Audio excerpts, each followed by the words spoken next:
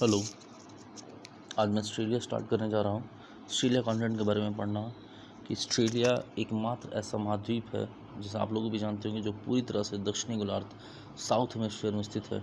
और मकर रेखा जो है वो ट्रॉपिक ऑफ कैप्रिकॉर्न जो ऑस्ट्रेलिया महाद्वीप के मध्य से होकर बीच से होकर गुजरती है। अब है कि ऑस्ट्रेलिया को द्वीपीय महाद्वीप भी कहा जाता है, जैसा आप लोगों को पता है। और ऑस्ट्रेलिया महाद्वीप के पूर्वी तट के साथ साथ उत्तर से लेकर दक्षिण तक ग्रेट डिवाइडिंग रेंज नामक पर्वत स्थित है। जैसा आप लोग देख सकते हैं इस मैप में, ग्रेट डिवाइडिंग रेंज उत्तर से लेकर दक्षिण तक पर्वत स्थित है और इसे ऑस्ट्रेलियन एल्प्स भी कहते हैं। इसे ऑस्ट्रेलियन एल्प्स भी कहते हैं।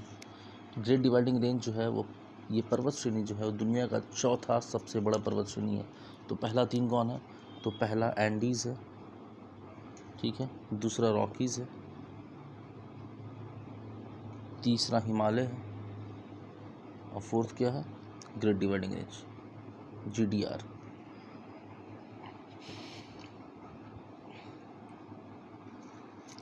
ग्रेट डिवाइडिंग रेंज के अगर मैं दक्षिण पूर्वी सिरों पर एक शिखर विद्यमान है, जैसे कि आप देख सकेंगे, और उसको माउंट क्वास्किस्को, इसे माउंट क्वास्किस्को कहते हैं। और माउंट क्वास्किस्को न केवल ग्रेट डिवाइडिंग रेंज की बल्कि यह पूरे ऑस्ट्रेलिया महाद्वीप की सबसे ऊंची चोटी है। यहाँ पे है, ठीक है। इसे मैं दूसरे मैप में आपको दिखाता हूँ।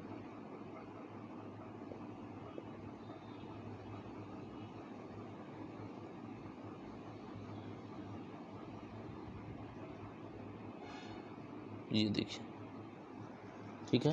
तो ये आपको माउंट क्वास्किस्को जो है वो न केवल ग्रेट डिवाइडिंग रेंज की बल्कि ये पूरे ऑस्ट्रेलिया महाद्वीप की सबसे ऊंची चोटी है। इसकी हाइट जो है ये 2228 मीटर या 7308 फीट है, ठीक है।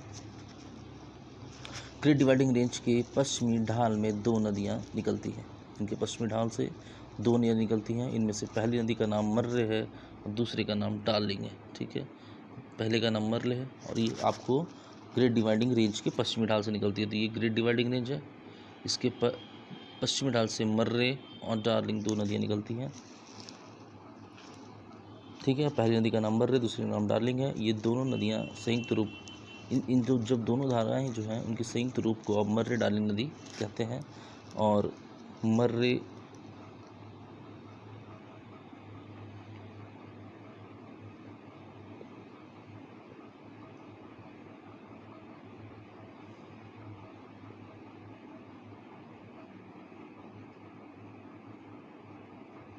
मर्रे एक सेकंड,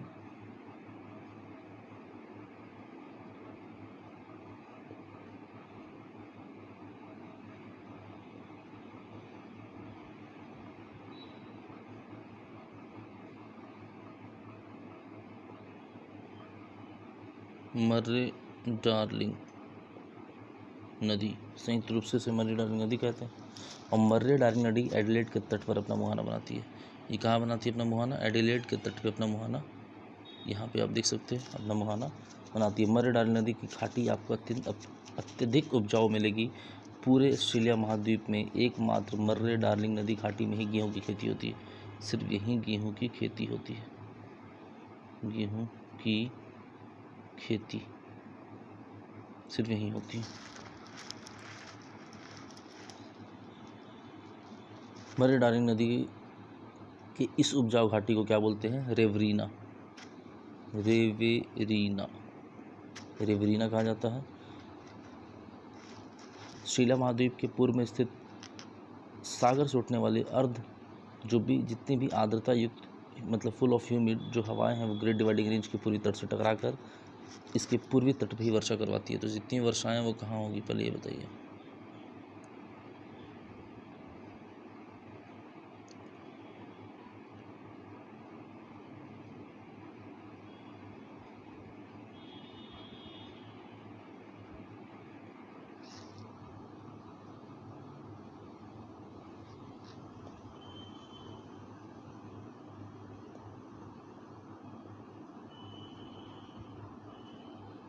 तो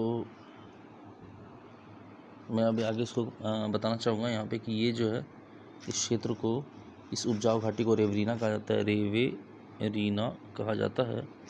और ऑस्ट्रेलिया महाद्वीप के पूर्वी भाग में जो स्थित जो है इस एरियाज़ में, खासकर इस एरियाज़ में जो सागर से उठने वाली आर्द्रता युक्त हवाएं ग्रेट डिवाइडिंग रेंज के पूर्वी तट से टकराकर इसके पूर्वी तट पे ही जितनी भी बारिशें होती है इस पूर्वी तट पे ही बारिशें होती हैं।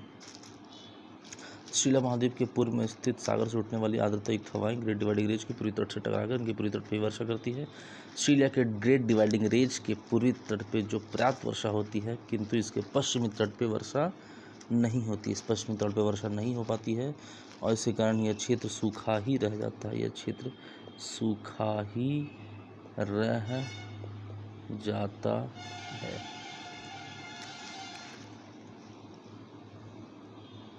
ऑस्ट्रेलिया को इसीलिए इसको प्यासी भूमि का देश भी कहते हैं, प्यासी भूमि का देश भी कहते हैं।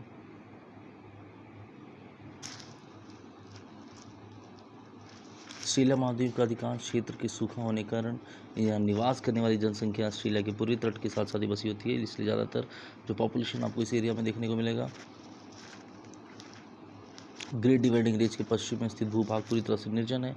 ये पूरी तरह से सारे एरियाज़ जो है, ये सारे एरियाज़ बहुत निर्जन है और यहाँ जनसंख्या उन्हीं स्थानों पे दिखाई देगी जिन स्थानों पे माइंस हैं। ठीक है, जैसे कि आपको यहाँ पे एक मैप में दिखाता हूँ, उसमें आपको मैप्स दिखेंगे।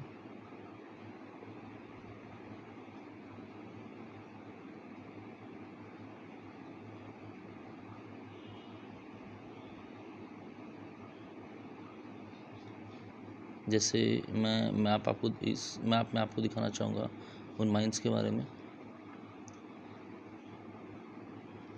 ठीक है, और उन माइंस का जो भी माइंस हैं, उन माइंस के आसपास आपको जो है वो पॉपुलेशन देखने को मिलेंगे। ऑस्ट्रेलिया के लगभग सभी मुख्यवर्ती जितने भी महत्वपूर्ण शहर है वो पूर्वी तट पे ही बसे हुए हैं और ऑस्ट्रेलिया की राजधानी कैनबेरा है। ऑस्ट्रेलिया कैनबेरा समुद्र तट पे स्थित ना होकर बल्कि में तट से दूर मुख्य भूमि पर स्थित है।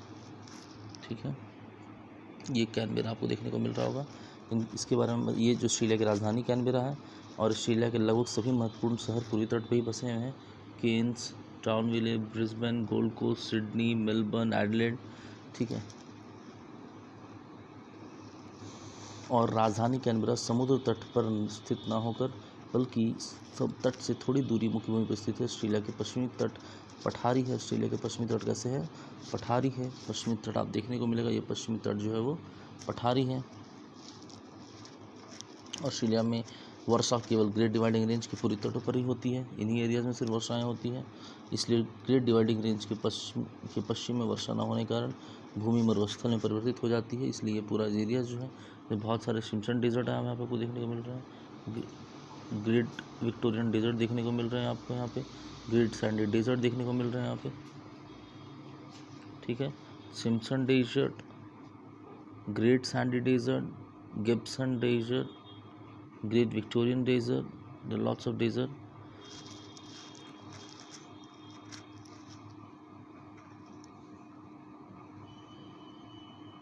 ऑस्ट्रेलिया के पश्चिमी तट पठारी है और जैसा आप लोग देख सकते हैं इस मैप में।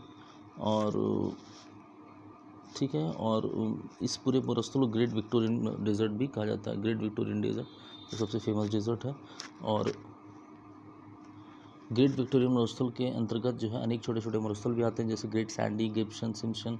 ग्रेट डिवाइडिंग रेंज और विक्टोरिया मरुस्थल के बीच के जो इनके और इनके बीच के जो क्षेत्र हैं, इस बीच के समतल सपाट मैदान को मध्यवर्ती बेसिन कहते हैं और इस मध्यवर्ती बेसिन में आपको ग्रेट आर्टेजियन बेसिन भी कहते हैं। इसको मध्यवर्ती बेसिन कहेंगे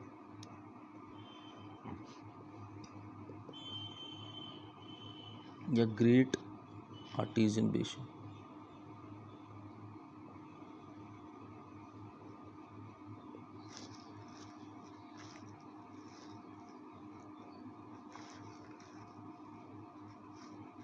great Artesian Basin Great Dividing Range के पश्चिम में स्थित है, इसलिए वर्षा नहीं हो पाती है। ठीक है, किंतु आर्टेजियन जो भी ग्रेट आर्टेजियन बेसिन है उसके मैदानी क्षेत्रों में होने के कारण यहाँ की भूमि को कृषि योग्य बनाने के लिए प्रयास किया गया है। ठीक है, ग्रेट आर्टेजियन बेसिन पे जगह जगह पे कुएं खोदे हुए हैं और ग्रेट आर्टेजियन बेसिन का धरातल इतना नीचे है कि कुएं खोदने पर यहाँ पानी स्वतः निकलने लगता है। इस प्रकार के कुओं को उच्च कूप कहते हैं। ग्रेट एडिजन बेसिन में एक झील स्थित है जिसे आयर झील कहते हैं। इसे आयर झील कहते हैं। देखिए यहाँ साफ साफ दिख रहा है, मैं तुरंत दिखाता हूँ आपको। दिस इज आयर झील, लेक आयर। आयर झील ऑस्ट्रेलिया का सबसे गहरा झील है और आयर झील के आसपास के क्षेत्र को डाउन्सलैंड कहते हैं। और डाउन्सलैंड में शीतोष्ण मुलायम घास के मैदान पाए जाते हैं। ऑस्ट्रेलिया के पूर्व में 3 प्रमुख राज्य हैं। उत्तरी राज्य को क्वींसलैंड, ठीक है। मध्य के राज्य को New South Wales, Queensland, New South Wales. और दक्षिण के राज्य को विक्टोरिया राज्य कहते हैं, ठीक है। 1, 2 और 3।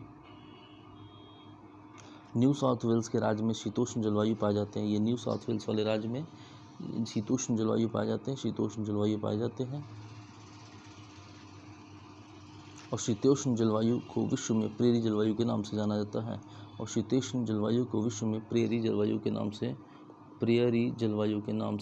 जाता है।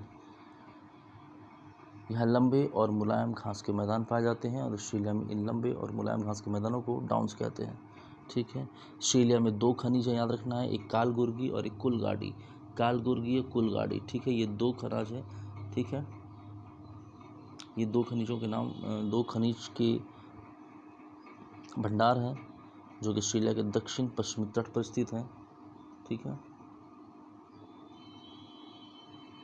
उनका नाम क्या है? उनका नाम कालगुर्गी और कुलगाड़ी है। दोनों जो है उस खानों से सोना निकाला जाता है। विश्व में सोना उत्पादन में प्रथम देश तो चाइना है, दूसरा देश ऑस्ट्रेलिया है। ऑस्ट्रेलिया महाद्वीप के आप उत्तर में देखोगे तो कारपेंटर की खाड़ी स्थित है, ठीक है। कौन सी खाड़ी स्थित है? कारपेंटर की खाड़ी स्थित है, ठीक है, जिसको गल्फ ऑफ कारपेंटरिया कहते हैं। कारपेंटर खाड़ी के पूर्व में ऑस्ट्रेलिया के ठीक है, कारपेंटर खाड़ी के पूर्व में ऑस्ट्रेलिया का केप यॉर्क प्रायद्वीप है। जैसा आपको देखने को मिल रहा है यहाँ पे केप यॉर्क पेनिनसुला है इनके पूर्व साइड में। और कारपेंटर के खाड़ी के पूर्व में ऑस्ट्रेलिया केप यॉर्क प्रायद्वीप है। केप यॉर्क प्रायद्वीप में वाइपा की खान है। कौन सी खान है? वाइपा की खान है। और वाइपा की खान से क्या निकलता है? बॉक्साइट निकलता है। वर्ल्ड में बॉक्साइट को प्रोडक्शन में ऑस्ट्रेलिया का चाइना के बाद सेकंड रैंक है। ऑस्ट्रेलिया का केप यॉर्क प्रायद्वीप में वाइपा खान के अतिरिक्त कारपेंटर के खाड़ी के पश्चिम में ऑर्नर हेमलैंड, ये भी दिख रहा है आपको, ऑर्नर हेमलैंड। और इस ऑर्नर हेमलैंड से भी बॉक्साइट का उत्पादन किया जाता है। पिलबारा की खान भी ऑस्ट्रेलिया के पश्चिमी भाग में स्थित है, ठीक है। पिलबारा की खान भी जो है ऑस्ट्रेलिया के पश्चिमी भाग में स्थित है। और यहाँ से लोहा का उत्पादन किया जाता है। माउंट ईशा की खान से सीसा, जस्ता, तांबा, चांदी का उत्पादन किया जाता है। सीसा और जस्ता को जुड़वा खनिज भी कहा जाता है। माउंट ब्रॉकन हिल ऑस्ट्रेलिया में सीसा और जस्ता के उत्पादन के लिए जाना जाता है। माउंट ब्रॉकन हिल जो ऑस्ट्रेलिया का अधिकांश शहर ऑस्ट्रेलिया के पूर्वी तट में स्थित है।